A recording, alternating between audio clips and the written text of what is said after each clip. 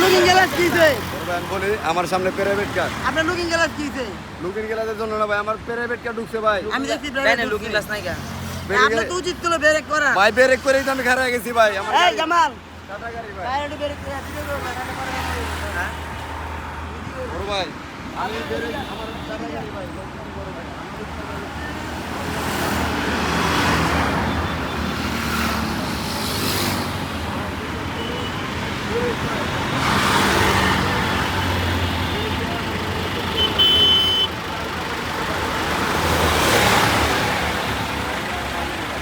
মনে করে যে টাটা করে আপনার বডি গ্লাস দে, বডি গ্লাস দিয়ে আমি দিলাম মারছি, দিলাম মারে আইল্যান্ডার দিয়ে মাছ কেটে দেই।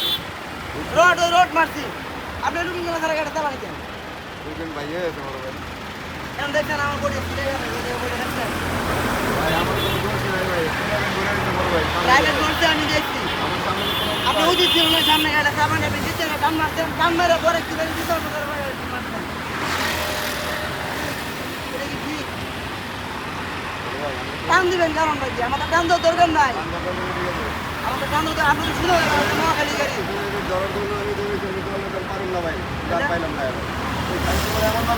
বিশ্বাস করেন ভাই, জরিমানা ভাই আমার আচ্ছা, মরতে মরতে আপনার মধ্যে যাতে কতগুলো আপনি দিতে পারবেন। আইল্যান্ডারের মাইরে আইল্যান্ডার সিরিয়াল হয়ে পড়ে নাই। আমি প্রাইভেট দেখছি, এলে আপনার মিলকে দিন, এলে আগে তো দিতে হবে, এগুলো বয়সা। ভাড়া দিয়ে খারাপ গেছিল রাস্তা লাগা দেন। আমার বডি ছিঁড়ে না,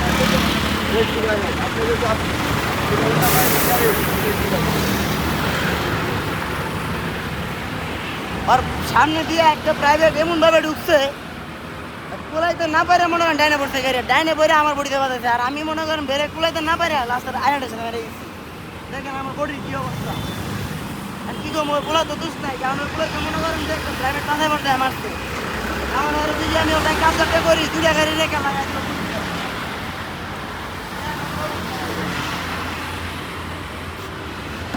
ওর জন্য আমার এই বডি ছিঁড়ে গেছে গা।